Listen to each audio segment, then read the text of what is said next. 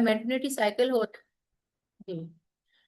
Ji, thank you so much आप सब लोगों के ज्वाइन करने का। अभी जो है हम लोग डिस्कस कर रहे हैं पेरीनेटल मेंटल हेल्थ कंडीशन। ये क्या होती है? अभी हम लोगों ने जो अडल्सेंट की मेंटल हेल्थ कंडीशंस पढ़ी है ना, कि उनको अडल्सेंट में किस किस्म का प्रॉब्लम्स होते हैं।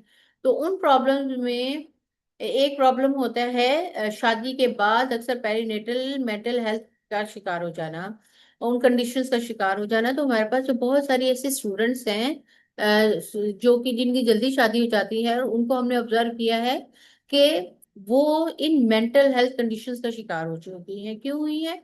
जब उनकी कम उम्र में शादी हो गई है। तो मैं आपको वीडियो दिखाती हूँ।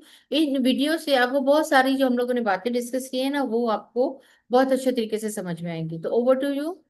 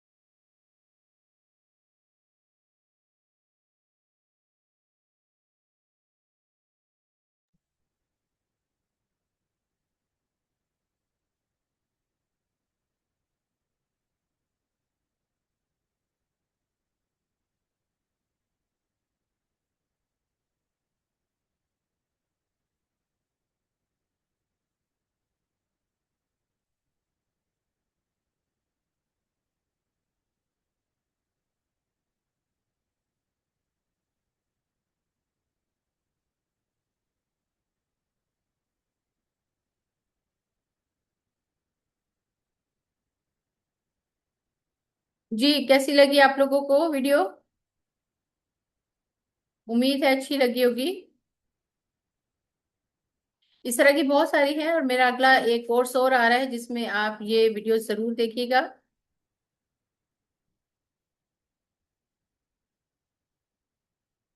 जी, अभी हम शुरू करने जा रहे हैं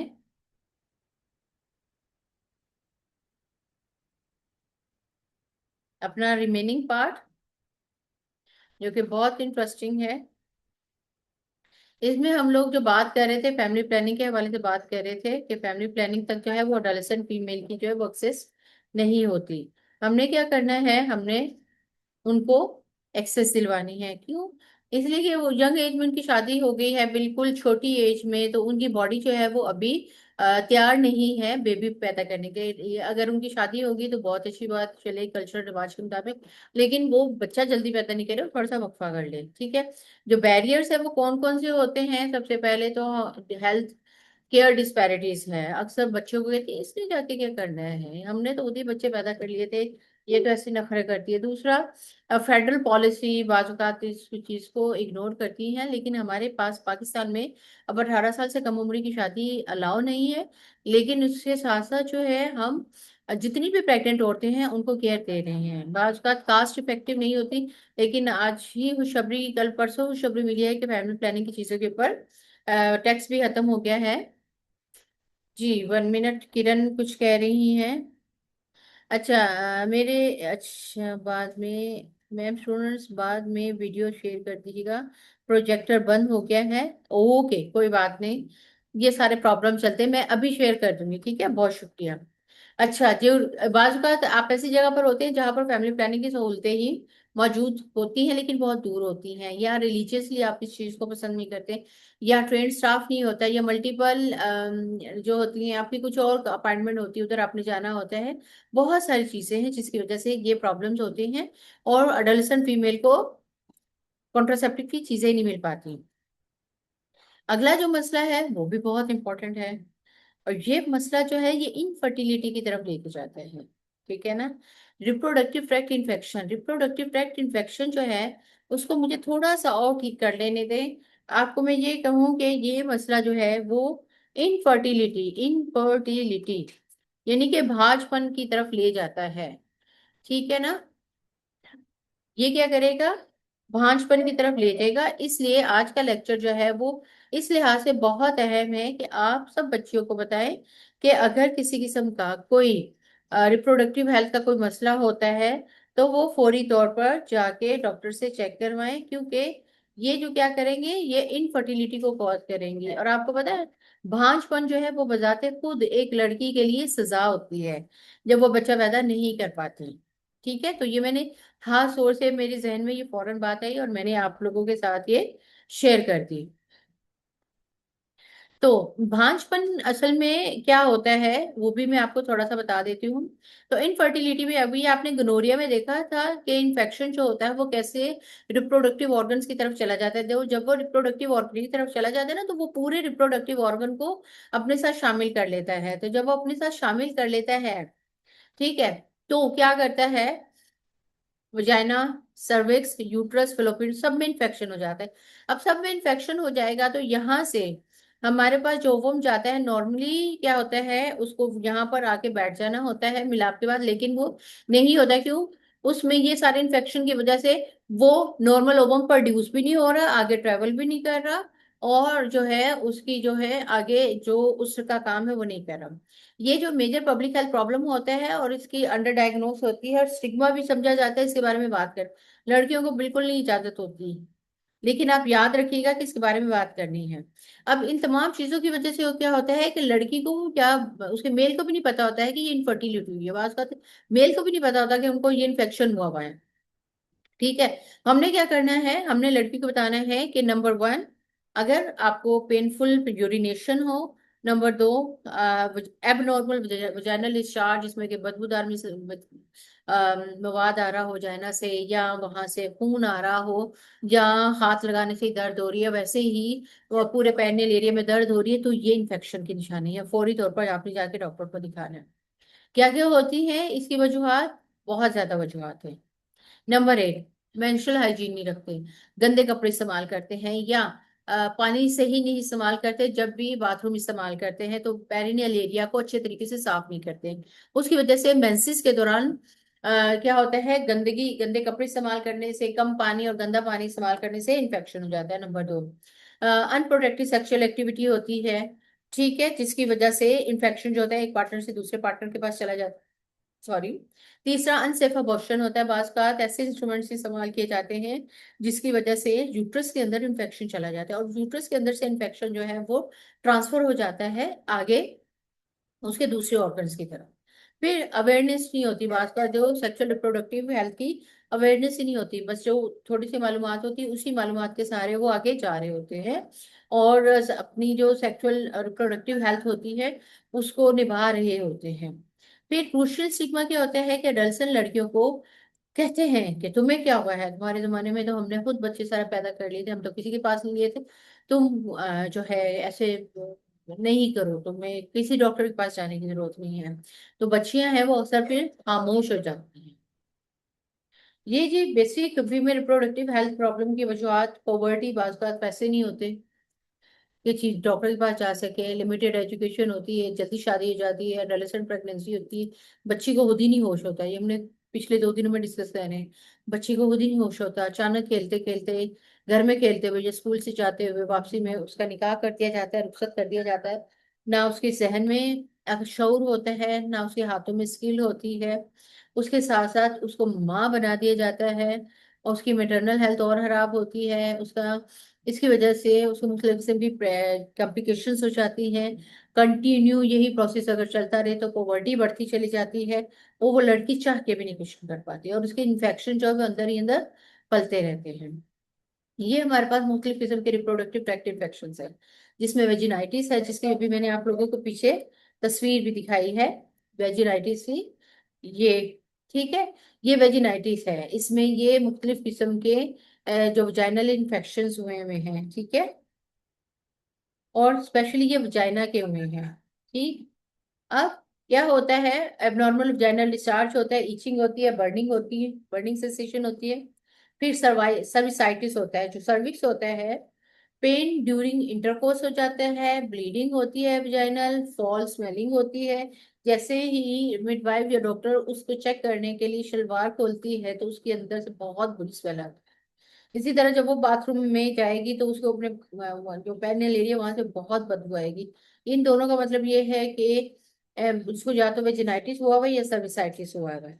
फिर पेल्विक इन्फ्लामेटरी डिजीज होती है अक्सर, ये वेजिनाइटिस या सर्विसाइटिस ये दोनों जाके पेल्विक इन्फ्लामेटरी डिजीज करते हैं, और पेल्विक इन्फ्लामेटरी डिजीज की वजह से क्या होता है कि इनफर्टिलिटी हो जाती है, ठीक है, भांजपन हो जाता है उससे। और सी निशानियां क्या है, लोअर एब्डोमिनल पेन होता है, फीवर होता है, इरेगुलर पीरियड्स होते हैं, इनफर्टिलिटी रिस्क होता है।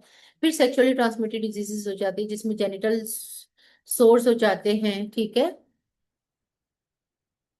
और यूरिनेशन, पेनफुल यूरिनेशन होती है, एबनॉर्मल डिस्चार्ज हो जाता है, और जनरल सिम्टम्स में उसको फटीग होती है, पेल्विक पेन होता है, मेंस्ट्रुअल इरेगुलरिटी हो जाती है। ये सारी कंडीशन जो होती हैं ये उस फीमेल को बताती हैं कि उसको एक किस्म का खास इन्फेक्शन हो चुका है।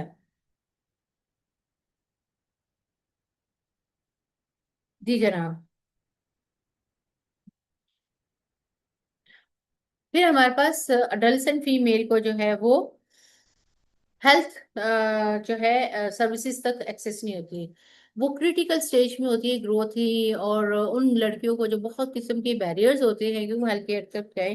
पहले तो माँ बाप भी नहीं छोड़ते, फिर भी कोई उनको लेके जाते हैं तो वहां पर बाज का डॉक्टर नहीं होता, मेडिसिन नहीं होती, फैसिलिटीज नहीं होती, प्राइवेसी नहीं होती, ठीक है। मेंटली आपने आजकल तो ऐसे वाकयात भी होते हैं कि इंसान बहुत केयरफुल हो जाता है, तो मेंटली और रिप्रोडक्टिव हेल्थ के हवाले से कोई सोचता ही नहीं है कि बच्चों को प्रॉब्लम होगा, इसलिए उनको हेल्थ सर्विसेज के लिए लेके ही नहीं जाती।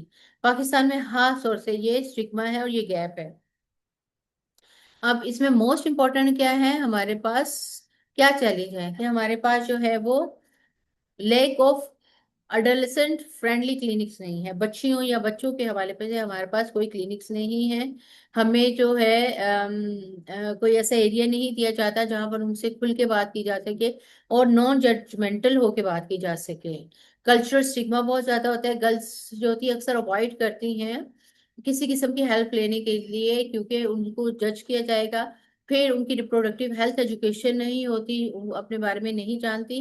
फिर ज्योग्राफिकल एरिया के बैरियर्स होते हैं, रूरल एरियाज में होते हैं जहाँ पर कुछ हॉस्पिटल्स होते हैं और कुछ ट्रेन्ड प्रोफेशनल्स होते हैं जो कि अनअवेलेबल होते हैं। बाजू का आप नहीं जा सकते उनके पास इतनी दूर, या इतने बिजी होते हैं कि वो अडोलेसेंट को टाइम ही नहीं दे पाते, या इकोनॉमिकल कंस्ट्रेंट होते हैं। फैमिली जो होती है वो लड़कों की सेहत के ऊपर ज्यादा तवज्जो देती है बनिस्बत लड़कियों के। ठीक है, क्या होगा इसी नतीजे में, क्या होगा, मेंस्ट्रुअल डिसऑर्डर्स होते हैं, रिप्रोडक्टिव ट्रैक्ट इन्फेक्शंस होते हैं, मेंटल हेल्थ इश्यूज होते हैं और अनइंटेंडेड प्रेगनेंसी होती है। और ये सारा हम लोगों ने पिछले दिनों में पढ़ा है। इसके अलावा जो हमारा लास्ट टॉपिक है वो है क्लाइमेट चेंज और heat stress in the adolescent female. हमारे यहाँ जो अडोलेसेंट लड़कियां हैं उनमें भी क्लाइमेट चेंज की वजह से बहुत ज्यादा हीट स्ट्रेस हो रहा है। वजह क्या है, ओवरऑल जो है वो चेंज हो रहा है, माहौल चेंज, मौसम चेंज हो रहा है। उसी में ही जो नौजवान लड़कियां भी रहती हैं तो उनमें भी ये हीट स्ट्रेस की शिद्दत भी ज्यादा हो रही है, हीट वेव्स भी ज्यादा हो रही है। अर्बन एरियाज में क्या होता है कि हीट टेम्परेचर ज्यादा हो जाता है क्योंकि वहां पे कोई दरख्त नहीं होते जो कि इस हीट को अपने अंदर एब्जॉर्ब कर सके। घरों घर इस तरीके से बने हुए होते हैं कि वहां पे कूलिंग सिस्टम नहीं होता, ना ही सायदार जगह ज्यादा होती है। फिर आउटडोर उनकी एक्टिविटीज ज्यादा होती हैं। गर्ल्स जो होती है वो वर्क प्लेस पे या स्कूल पे जाती है डायरेक्ट सनलाइट में। तो और आपको पता है कि आजकल तो ये बहुत ज्यादा धूप हो जाती है, उसकी वजह से क्या होता है, उनको हीट स्ट्रेस हो जाता है, डिहाइड्रेशन का शिकार हो जाती है, फेंट हो जाती है, फिटीग हो जाती है, नोजिया वॉमिटिंग शुरू हो जाता है, मेंटल हेल्थ स्ट्रेस हो जाता है, मेंस्ट्रुअल डिस्टर्ब हो जा मेंसेस उनके डिस्टर्ब हो जाते हैं, तो वो बीमार हो जाती हैं, फिटीक हो जाती हैं उनको। फिर मेंटल हेल्थ में उनको एंजाइटी और स्ट्रेस इंक्रीज हो जाता है इन्वायरमेंटल डिसेबिलिटी की वजह से, क्योंकि इतनी ज्यादा गर्मी होती है, पानी नहीं होता, सफर होता है, आना जाना होता है, वो बहुत परेशान हो जाती है। एजुकेशनल इम्पैक्ट जो होता है, बात बात इस तमाम चीजों की वजह से लड़कियां स्कूल ही नहीं जाती। ये मैंने जो है ऑलरेडी आप लोगों के साथ नेक्स्ट में भी शेयर करने हैं। हम लोग हीट वाला जो हम लोगों ने सेशन लिया था उसमें भी डिस्कस किया था कि जब हीट स्ट्रेस होता है तो प्रेग्नेंट अडोलेसेंट के ऊपर क्या असर होता है, तो ये ऑलरेडी डिस्कस कर चुके हैं, लेकिन इसमें मैंने ये पिक्चर शामिल की है, आप इसको जरूर देखिएगा। फिर हमारा नेक्स्ट जो प्रॉब्लम आता है वो lake of reproductive sexual education. ठीक है, जिसमें अडोलेसेंट जो होते हैं उसको किसी किस्म की भी इंफॉर्मेशन नहीं दी जाती है। मिसाल के तौर पर उनको नहीं बताया जाता कि गुड हेल्थ क्या होती है और अपनी न्यूट्रिशन अच्छी कैसे रखनी है। ठीक है, आपने किस तरह कनेक्टेड रहना है, पॉजिटिव वैल्यू किस तरह आपने लेनी है और सोसाइटी में किस तरह कंट्रीब्यूट करने हैं, आपकी सेफ्टी और सपोर्टिव एनवायरनमेंट डेवलप किया गया है, इसको कैसे यूटिलाइज करना है, किस तरह लर्निंग अच्छी बनानी है, अपनी कॉम्पिटेंसीज अच्छी बनानी है, एजुकेशन लेनी है, स्किल्स अच्छी करनी है, ताकि एम्प्लॉयमेंट के जो है चांसेस ज्यादा बने। और कौन से इदारे हैं जो आपको जो है इन तमाम कामों को करने में हेल्प करेंगे। ठीक है, अब लास्ट स्लाइड है, लास्ट स्लाइड हमें ये बताती है कि ये मुदर्जा झेल वो हमारे इश्यूज हैं रिप्रोडक्टिव हेल्थ के जो कि अडोलेसेंट के मरने का बायस बनते हैं, जिसमें अडोलेसेंट प्रेगनेंसी है, अनमेट नीड है, फैमिली प्लानिंग वो नहीं तो पूरी होती, तो बार बार बच्चे पैदा करने की वजह से अडोलेसेंट जल्दी मर जाती हैं। इनफर्टिलिटी होती है, एसटीआई एचआईवी होता है, जेंडर बेस्ड वायलेंस होता है, सर्वाइकल ब्रेस्ट कैंसर होने के चांसेस ज्यादा होते हैं, मेंस्ट्रुअल हेल्थ मैनेजमेंट नहीं सही हो पाती, क्वालिटी रिप्रोडक्टिव हेल्थ केयर नहीं हो पाती, और साथ साथ climate related reproductive health risk बढ़ जाते हैं जिसकी वजह से उनकी मोर्टेलिटी भी बढ़ती है। हमें क्या करना है, हमने अडल्ट हेल्थ को प्रोटेक्ट करना है। कैसे? डब्ल्यूएचओ कहते हैं कि फैमिली जो है वो उनकी इनको प्रोटेक्ट भी करें और इनकी अच्छे से परवरिश भी करें। हेल्थ केयर जो है वो ऐसा सिस्टम होना चाहिए जो उनकी जरूरतों के मुताबिक पूरा रिस्पॉन्स दे। अच्छे से हॉस्पिटल बनाए, अच्छे से ट्रेन स्टाफ होना चाहिए, मेडिसिन होनी चाहिए, उनके लिए जगह होनी चाहिए, उनके लिए टाइम होना चाहिए। फिर एडोलेसेंट जो है उनको जो स्कूल्स ऐसे स्कूलों में भेजना चाहिए जो कि उनको हेल्थी डेवलप करें, ना कि वहां पे टॉक्सिक इन्वायरमेंट होंगे। अच्छी साफ सुथरी हवा होनी चाहिए, एडिक्वेट वाटर होना चाहिए, सैनिटेशन की और हाइजीनिक कंडीशन बहुत अच्छी होनी चाहिए, ट्रांसपोर्ट सिस्टम अच्छे से अवेलेबल होना चाहिए। साथ ही जो उनके राइट्स हैं उनको पूरे मिलने चाहिए। ठीक है। ये रोल ऑफ मिडवाइफ्स हैं कि एक मिडवाइफ जो है वो कितने अच्छे रोल प्ले कर सकती है, हेल्थ एजुकेशन दे सकती है, प्यूबर्टी की एजुकेशन दे सकती है, सिंपल हेल्थ एजुकेशन दे सकती है, फैमिली प्लानिंग काउंसलिंग के बारे में बात कर सकती है, एंटीनेटल केयर के बारे में, अर्ली रजिस्ट्रेशन, न्यूट्रिशन की काउंसलिंग कर सकती है, रिस्क स्क्रीनिंग कर सकती है, contraceptive services, youth friendly counselling कर सकती है, इन्फॉर्म चॉइस के बारे में बात कर सकती है। फिर कम्युनिटी अवेयरनेस के हवाले से जाके बात कर सकती है कि आपको एडोलेसेंट के बारे में क्या क्या पता, उनको क्या क्या पता होना चाहिए, चाइल्ड मैरिजेस की प्रिवेंशन के बारे में बात कर सकती है, पेरेंट्स को एंगेज कर सकती है, फिर इस हवाले से एडवोकेसी कैंपेन चला सकती है और adolescent friendly reproductive health services को प्रमोट कर सकती है। प्रिवेंटिव स्ट्रेटजीज अगेन हम डिस्कस करेंगे कि हमारे पास कंप्रीहेंसिव सेक्सुअल एजुकेशन होनी चाहिए।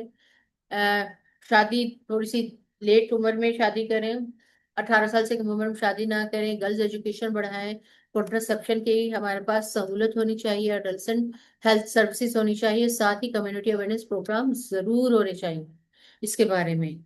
ठीक है। और इन लड़कियों की एम्पावरमेंट के बारे में बात करें। कोई सवाल तो जरूर बताएं, अदरवाइज थैंक यू। मुझे जरूर बताएं आपको सेशन कैसे लगा और इन सेशन से आपको कितनी इंफॉर्मेशन मिली, और इंफॉर्मेशन इस इंफॉर्मेशन की मदद से आप आगे क्या फ्यूचर में प्लान करते हैं। तो सबसे पहले तो ये बताएं कि सेशन आपको कैसा लगा। हमने फीमेल रिप्रोडक्टिव हेल्थ के हवाले से डिफरेंट बातें की। आप जो है चैट में भी लिख सकते हैं, चलिए चैट पढ़ते हैं।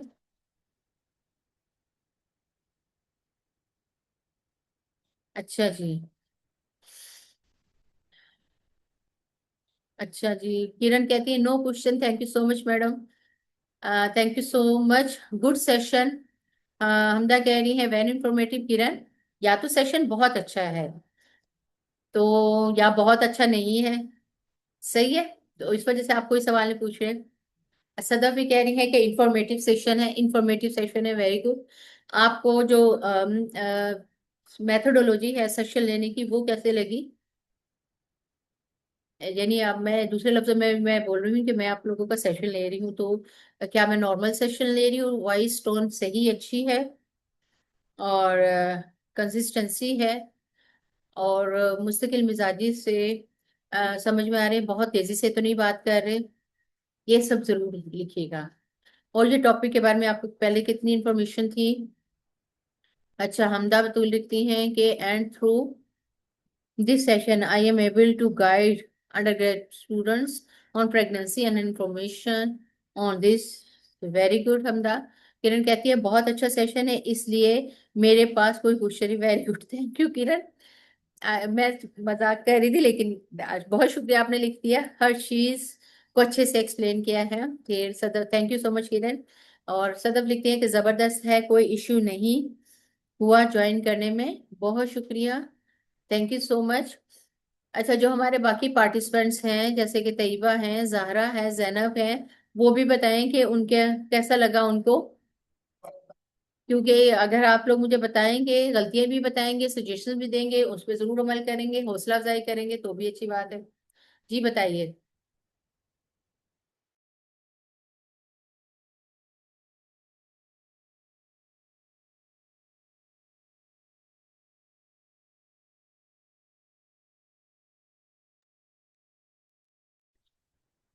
जी। अच्छा, तैयबा कहती है बहुत इंफॉर्मेटिव था और बहुत कुछ सीखने को मिला। ठीक है तैयबा, थैंक यू। अच्छा, सदफ कहती हैं। अच्छा जी, नेक्स्ट मैं आप लोगों को बता दूं कि मेंटल हेल्थ के ऊपर जो है ना, मेंटल हेल्थ फर्स्ट एड का मैं कोर्स करवा रही हूँ।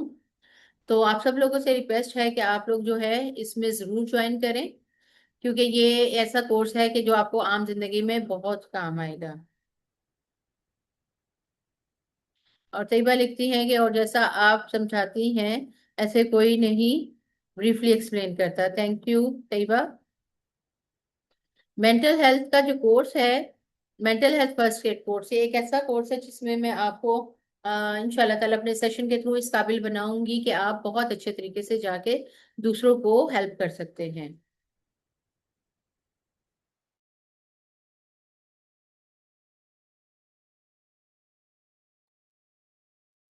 जी जनाब। अच्छा, मैं आज शाम तक इनको जो है अपलोड कर दूंगी, तो फिर आप इसको देख भी सकते हैं। लेकिन मेरी एक रिक्वेस्ट होगी कि आप लोग जब इसको अपलोड करें तो दूसरों के साथ शेयर करें, पहले अच्छे से पढ़ लें। और कुछ मैं आप लोगों के साथ लिंक्स भी शेयर करूंगी, जो कि, और अगर मैं आप लोगों का एक ग्रुप बना दूं तो वो आप लोगों के लिए कंफर्टेबल होगा। आप लोग इजी फील करेंगे कि मैं आप लोगों के लिए एक ग्रुप बना दूं, ताकि मैं सब चीजें जो है वो एक जगह डाल दूं।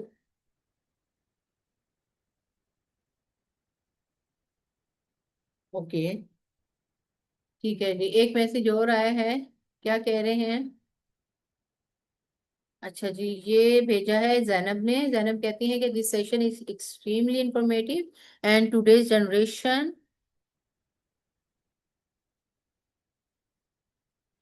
extremely informative for today's generation, because there are these are the topics on which no one talk. We keep repeating the old topic, so that is very excellent and exciting opportunity for us. Thank you so much Zainab आपका।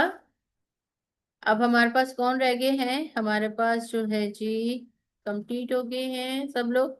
अच्छा जी, Zara star कहती है very informative and amazing session, thank you so much आप सब लोगों का। मेरी बहुत हौसला अफजाई हुई है, और यकीनन आप लोग चाहते हैं कि हम और सेशन लेकर आए। तो नेक्स्ट सेशन इंशाल्लाह ताला बहुत जल्द आ रहा है। और इस नेक्स्ट सेशन में जो है, आपको नंबर वन, मैं आप लोगों को बता रही हूँ मेंटल हेल्थ के बारे में, problems, mental health first aid course के बारे में हम बात करेंगे। और तीसरी चीज जो है वो भी बहुत इंपॉर्टेंट टॉपिक है, तो मैं आप लोगों के साथ जो है इसके टॉपिक शेयर करती रहूंगी, आप जरूर ज्वाइन कीजिएगा। ठीक है जी, थैंक यू सो मच। अगर कोई और क्वेश्चन नहीं है तो इसको लीव करते हैं। अल्लाह हाफिज, अपना ख्याल रखिएगा। अस्सलाम वालेकुम।